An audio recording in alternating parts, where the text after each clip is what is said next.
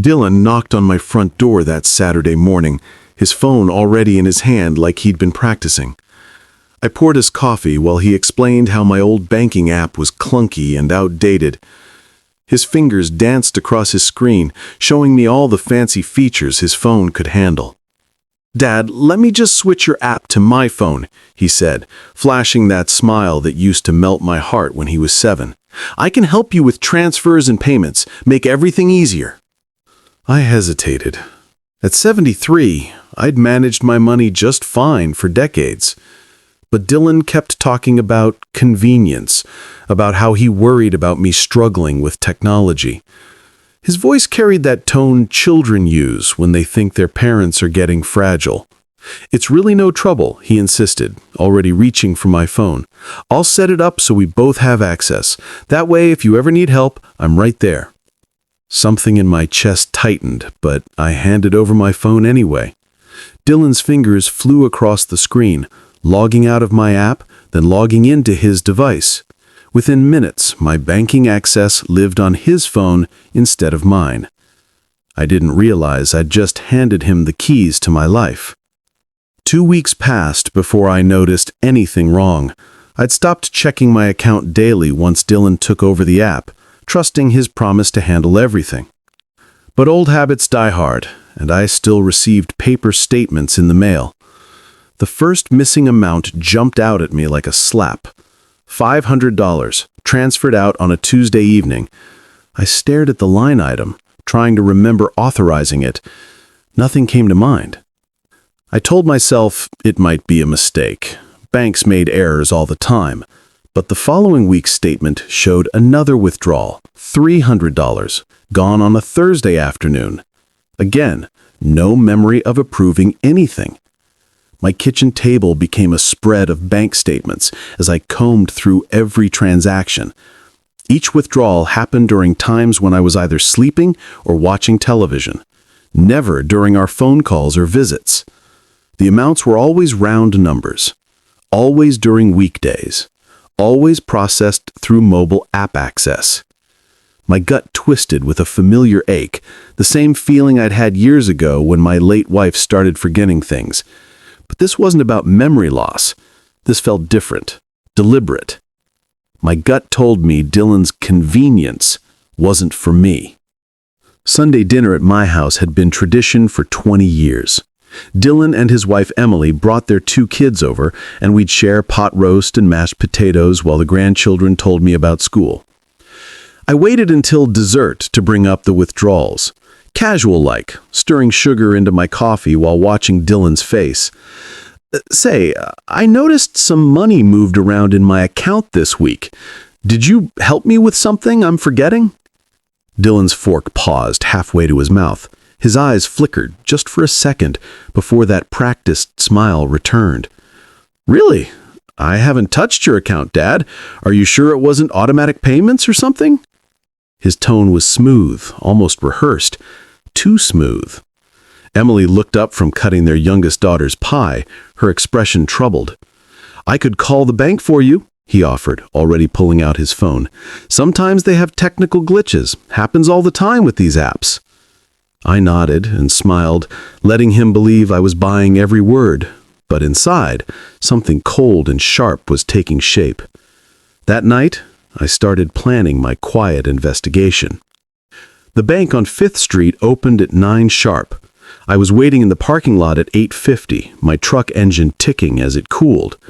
The morning air carried the scent of coffee from the shop next door, mixing with exhaust fumes and the promise of autumn. Inside, the young teller, Amanda, according to her name tag, greeted me with professional warmth. I explained what I needed, and she disappeared into the back office. When she returned, she carried a thick folder of printouts. "This is every transaction from the past month, Mr. Wilson," she said, spreading the papers across the counter. My fingers traced down the entries. Regular purchases at the grocery and pharmacy showed my home address. But the suspicious withdrawals told a different story. Each one listed a different location, an address across town in the newer subdivision where Dylan lived. "This device information," I asked, pointing to a column of numbers, What does that mean? Amanda leaned closer. Each device, phone or computer, has a unique identifier. Looks like these transfers came from 2 different devices. I held the proof in my hand, black ink on white paper, but I kept my mouth shut.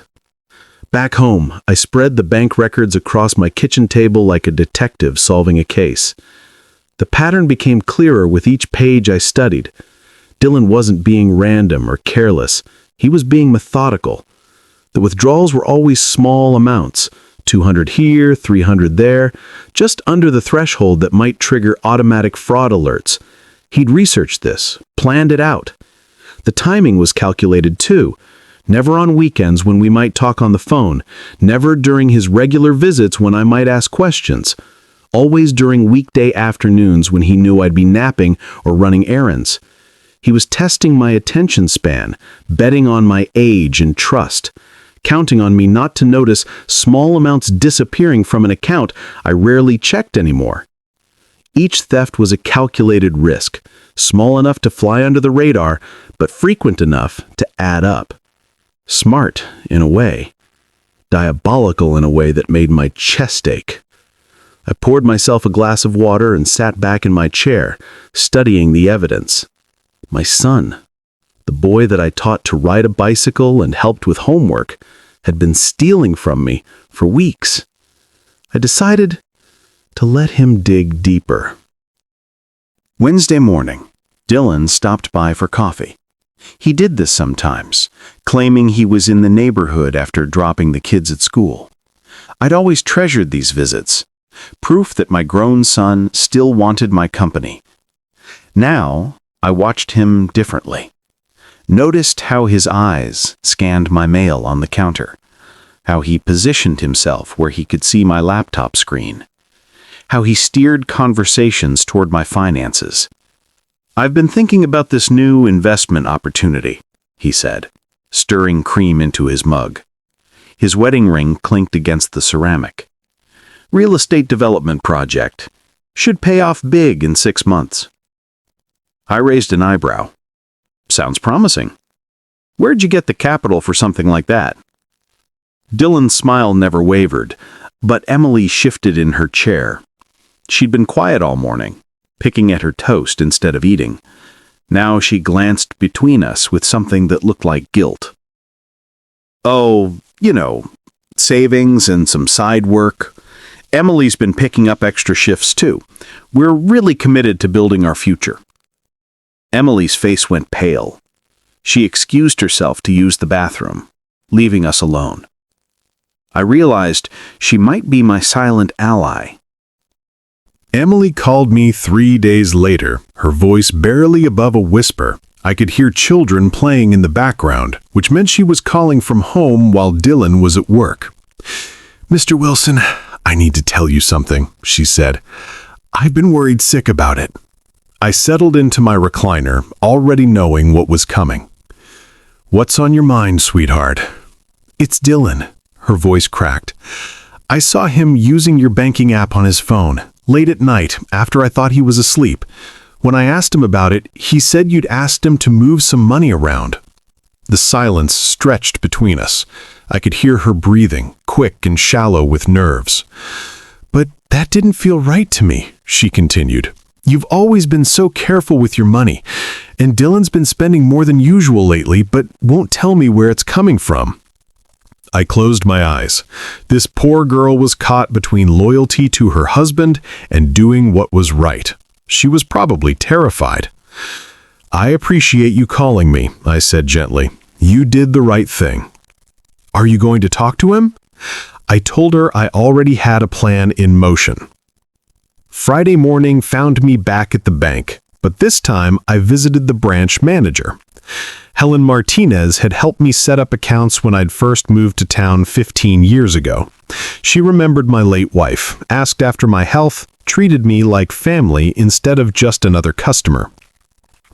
"I need to open a second savings account," I told her, "something separate from my checking, and I want to move most of my money there." Helen didn't ask why, but her experienced eyes suggested she'd seen this before. We filled out paperwork while she explained the security features available. Text alerts for every transaction, email confirmations, phone calls for large transfers. The account will be linked to your phone number only, she said. No one else can access it without physically having your phone and knowing your passcode. I moved $8,000 of my $10,000 into the new hidden account, left just enough in the old one to look normal, to avoid suspicion. Then I activated every alert system the bank offered. My phone would buzz for every penny that moved now. Dylan could steal from the small account, building evidence against himself with each theft. Meanwhile, my real money sat safe in an account he didn't even know existed. The stage was ready. Now I waited for him to take the bait. 2 nights later, my phone rang at 8:30. Dylan's name flashed on the screen, and his voice carried that breathless urgency that usually meant emergency. "Dad, I hate to ask this, but I'm in a jam. My car broke down, and the mechanic wants $200 up front for the repair. I don't get paid until Friday. Could you spart me the money? I'll pay you back this weekend, I promise." I walked to my window, looking out at the street where Dylan's car sat in my driveway. Engine running, headlights on. No visible problems. "That's a tough break, son. Let me think about it and call you back." "Dad, I'm kind of stuck here at the shop. If you could just transfer—" I said I'll think about it. An hour later, my phone buzzed with a bank alert. $200 had vanished from my account, transferred out through mobile app access. Device location matched Dylan's home address. He didn't even wait for my answer. For the next week, I played the role of the oblivious grandfather. When Dylan called to thank me for helping with the car repair, I acted confused about what he meant. When he visited for coffee, I smiled and asked about his family, never mentioning money. Dylan grew visibly more confident with each passing day. His shoulders relaxed. His smile became genuine instead of practiced. He even started bragging about his successes at work, his investment opportunities, his bright future. Tuesday afternoon, he showed up wearing a new watch, the kind that cost $400. "Nice watch," I commented. "Thanks. Got a bonus at work." He twisted his wrist, admiring the silver band. "You know what they say, opportunities reward people willing to take risks." He thought he was untouchable, thought his old father was too trusting and too dim to connect the dots between missing money and Dylan's sudden good fortune. His smugness filled my kitchen like smoke. He had no idea his risk was already on record. I developed a new routine over the following weeks. Every morning with my coffee, I'd check my phone for overnight alerts. Every evening before bed, I'd update my handwritten log of Dylan's thefts. The folder on my kitchen table grew thicker with each passing day. Bank statements, screenshots of text alerts, printed emails from the bank, a timeline written in my careful handwriting, documenting each theft with dates, amounts, and times. Dylan's confidence made him careless. The amounts grew larger, 100 here, 250 there. He was no longer testing the waters. He was swimming in them. Each theft stung, not because of the money, but because of what it represented. My son looked me in the eye and hugged me goodbye, all while picking my pocket. He brought his children to my house for dinner, teaching them to love their grandfather while robbing him blind. The betrayal cut deeper than any financial loss, but it also fueled something harder and colder in my chest. Dylan wanted to play games with his old man? Fine. I'd been playing games longer than he'd been alive. But I wanted him to make one huge mistake. The mistake came on a Thursday morning in November. I was drinking coffee and reading the newspaper when my phone exploded with alerts. Not one text message, but 3 in rapid succession. Dylan had transferred $1,000 in one swoop. I stared at my phone screen, hardly believing it. After weeks of careful small thefts, he'd gotten greedy. Desperate, maybe, or just cocky enough to think I'd never notice. This wasn't nibbling anymore. This was taking full bites. Reckless, obvious bites that couldn't be explained away as bank errors or forgotten automatic payments. I walked to my kitchen table and added the new theft to my growing file. The evidence was now overwhelming. Dozens of unauthorized transfers, all traceable to Dylan's device and location, all documented with bank records and alert messages. My hands shook slightly as I closed the folder, not from age or frailty, but from the satisfaction of having exactly what I needed. Dylan had just made the fatal error I'd been waiting for. Now I had ground strong enough to crush him. Sunday dinner that week carried extra weight. I'd spent all morning cooking Dylan's favorite meal, fried chicken, mashed potatoes, green beans with bacon, the kind of spread that said family and love and tradition. Emily helped me set the table while the kids played in the living room. Dylan sat in his usual spot, scrolling through his phone and occasionally laughing at something on the screen. "Dylan, put that away," Emily said. "Your dad made this beautiful meal." "Sorry." He slipped the phone into his pocket, but his hand kept drifting toward it throughout dinner. After dessert, when the kids had wandered off to watch television, I cleared my throat.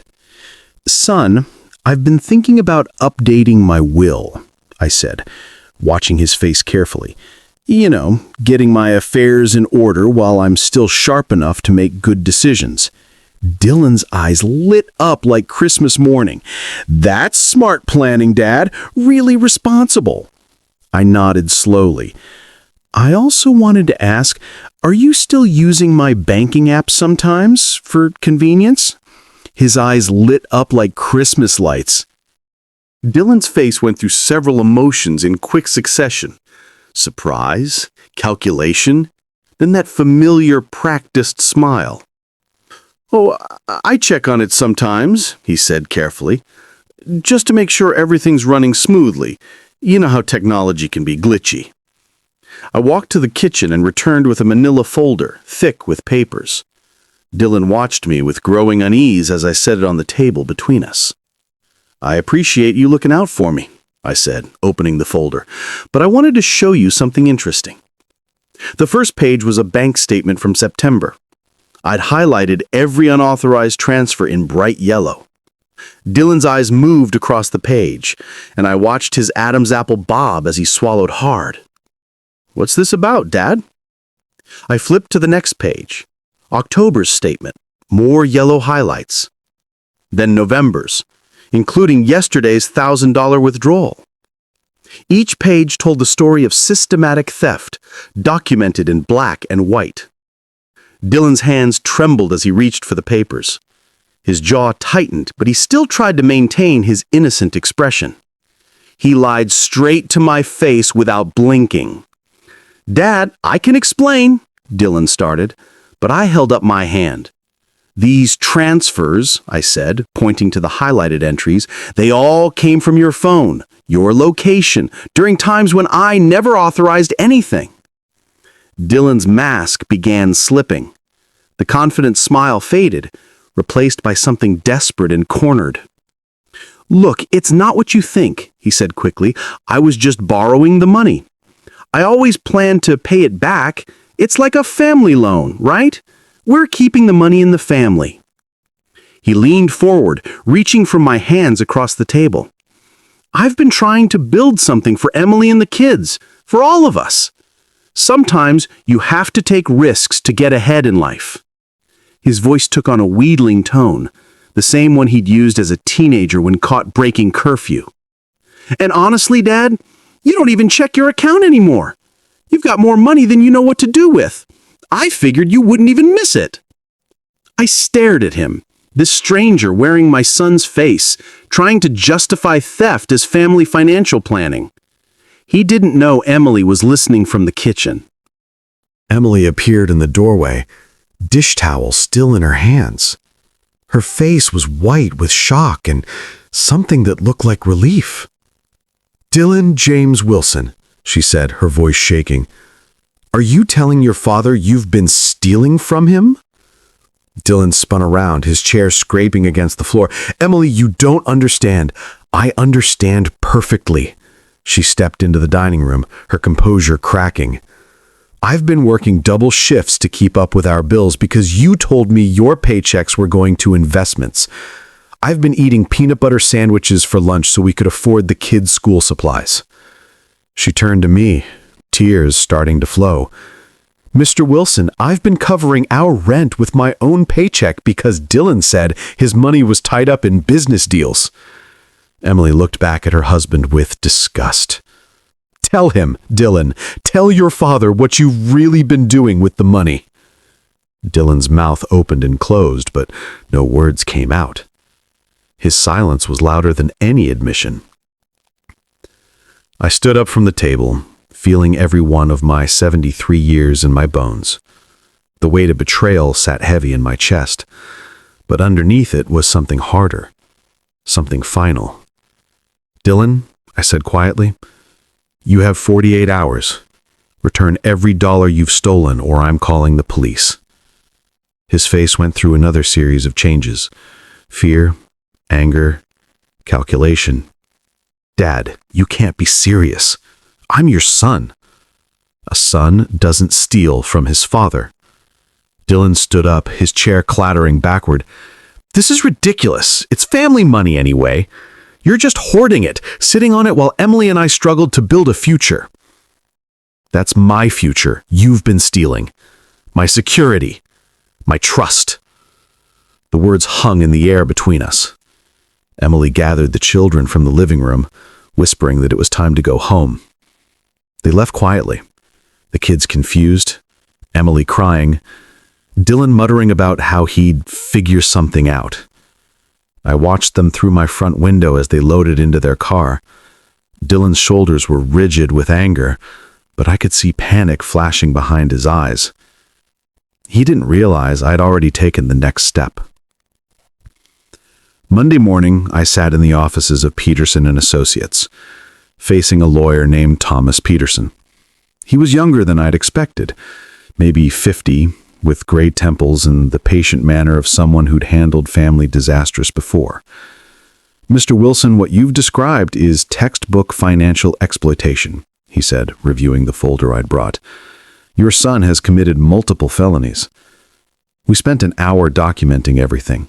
The unauthorized access to my accounts, the systematic pattern of theft, the attempts to cover it up with lies about investments and loans. I want to protect myself going forward, I told him. Change my bank passwords, secure my accounts, make sure this can't happen again. Thomas nodded. We can also draft a power of attorney document that explicitly prevents anyone from accessing your finances without court approval. It'll protect you if Dylan tries to claim you're incompetent or unable to manage your affairs. By the time I left his office, my accounts were locked down tighter than Fort Knox. I had legal documentation of Dylan's crimes, and most importantly, I had a sworn statement ready for the police whenever I decided to use it. But I still wanted to see how far Dylan would go. Dylan showed up at my door Tuesday evening, his face haggard and his clothes wrinkled. He looked like he hadn't slept, and his usual confident posture had been replaced with something that looked like almost desperation. Dad, we need to talk. He pushed past me into the living room. I closed the door and followed him, noting how his hands shook as he ran them through his hair. I know you're angry, he started. I know this looks bad, but you have to understand the pressure I'm under. Emily's medical bills from when she was sick last year, the kids' expenses, the mortgage. He began pacing, his voice taking on a manic edge. I was going to pay it all back. I had a plan. This investment opportunity, it was going to triple the money in 6 months. I was going to surprise you, pay back everything with interest. He stopped in front of me, reaching out like he wanted to hug me. Dad, please, you're family. Family forgives each other. Family works things out. I let him talk. Let him plead. Then I felt my phone buzz with a new bank alert. I pulled out my phone and looked at the screen. Another $150. transferred out 20 minutes ago, while he was standing on my porch preparing to beg forgiveness. Then I got a new text alert. Another 150 gone. I looked Dylan in the eye and asked, "Was that hug worth $150? His face went from desperate to pale in the span of a heartbeat. The color drained from his cheeks as he realized what I'd just said. "Dad, you stole from me while standing on my front porch, preparing to ask for forgiveness." My voice was steady, calmer than I felt. "You couldn't even wait until after your performance was over." Dylan's mouth opened and closed like a fish out of water. His hands gestured wildly as he stammered, trying to find words that could explain away being caught red-handed. I didn't mean." "You absolutely meant it." I pulled my phone from my pocket, the bank alert still glowing on the screen. "You transferred money out of my account at 8:15. It's now 8:37. You've been in my living room for 15 minutes talking about family and forgiveness." The truth hung between us like a live wire. Dylan's face crumbled as he realized there was no more lying, no more manipulation, no more pretending this was anything other than what it was. Pure, calculated theft from his own father. I pulled out my phone and dialed the police. The officers arrived within 20 minutes. Two professionals who'd clearly handled domestic disputes before. They listened to my explanation with patient attention, reviewed the bank records I provided, and examined the real-time alerts on my phone. Dylan tried to argue at first, claimed it was all a misunderstanding, a family disagreement blown out of proportion, but the timestamps on the bank transfers buried him completely. "Sir, you accessed his account while you were here in his home?" one officer asked. Dylan's shoulders sagged. "I can pay it back." "That's not how theft works," the officer replied, pulling out handcuffs.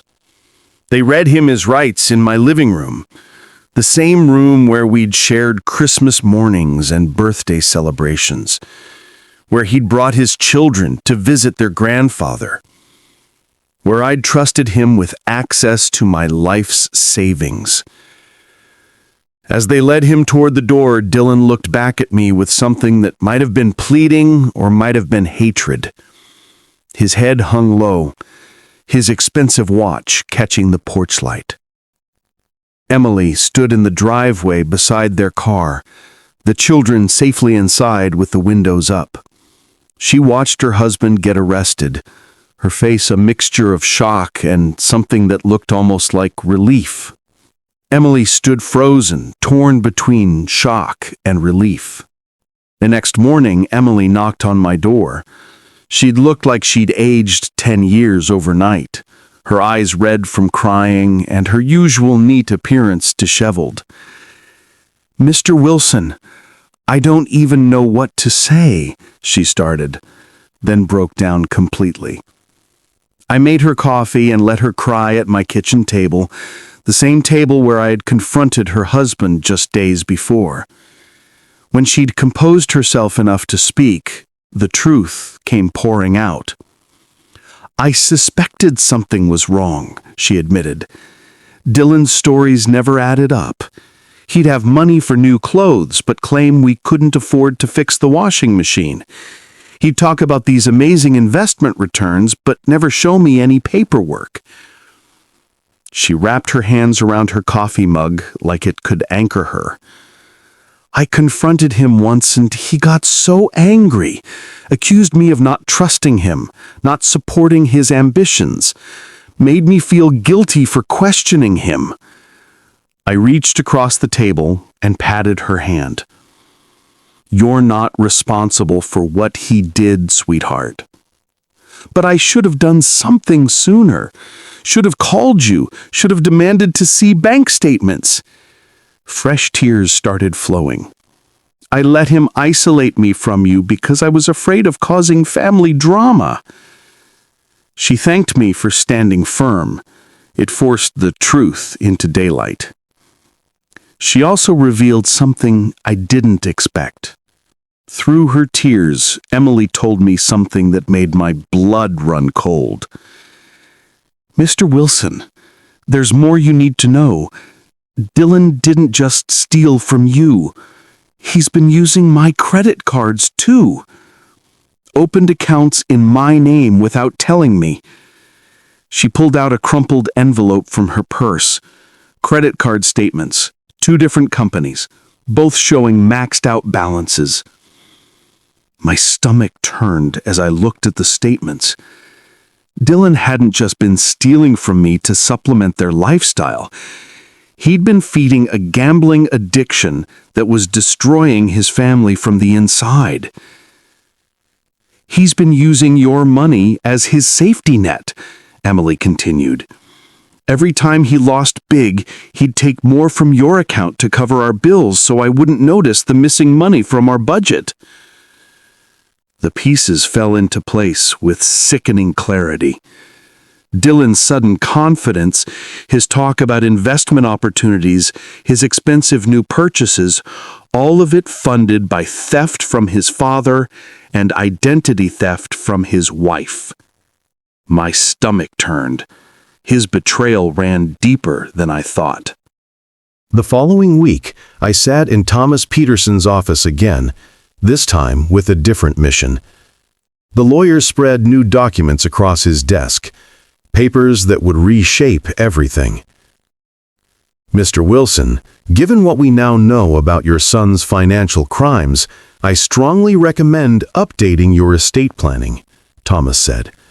"We need to protect your assets and ensure your grandchildren's future security." We rewrote my will completely. Dylan's name vanished from every page, erased as thoroughly as if he'd never existed. In his place, I created provisions for Emily and their 2 children. College funds, a house down payment when they turn 30, protection against their father's mistakes. "I want to make sure Emily can rebuild," I explained. "She's been victimized just as much as I have. More in some ways." Thomas nodded approvingly. "This structure will provide for the children while preventing Dylan from accessing anything, even if he manipulates Emily or tries to claim spousal rights to inherited property." The irony wasn't lost on me. Dylan's greed and betrayal had cost him not just his freedom, but his entire inheritance. Meanwhile, the wife he'd financially abused and the children he'd endangered would be secure for life. Justice sometimes wore unexpected faces. With my lawyer's help, I rewrote my will. Dylan's name vanished from every page. 6 months later, I sat in a courthouse, watching my son face the consequences of his choices. The judge reviewed the case file with professional detachment, occasionally glancing at Dylan with the kind of disappointment reserved for people who'd wasted obvious advantages. Dylan wore an orange jumpsuit instead of his expensive clothes. His lawyer had negotiated a plea deal, 18 months in prison, 5 years probation, full restitution. His banking career was over, his credit ruined, his family shattered. When the judge asked if I wanted to recommend leniency, the courtroom went silent. Emily sat 3 rows behind me, holding her children's hands. Dylan's former co-workers filled another section, their faces carrying the shock of someone they'd trusted being revealed as a thief. Dylan looked at me from across the courtroom, his eyes carrying something that might have been hope or might have been desperation. For a moment, I saw the little boy who'd once run to me with skinned knees, trusting his father to make everything better. But that little boy had grown into a man who calculated his father's vulnerability and exploited it for gambling money, who'd stolen from his wife endangered his children's future, and destroyed every relationship that mattered. I met his stare and felt nothing but resolve. When the judge repeated the question about leniency, I shook my head firmly. My son had stolen my trust, and now the only thing left for him was the weight of consequences. If you enjoyed this story, make sure to like this video, comment, and smash the subscribe button. Also, check out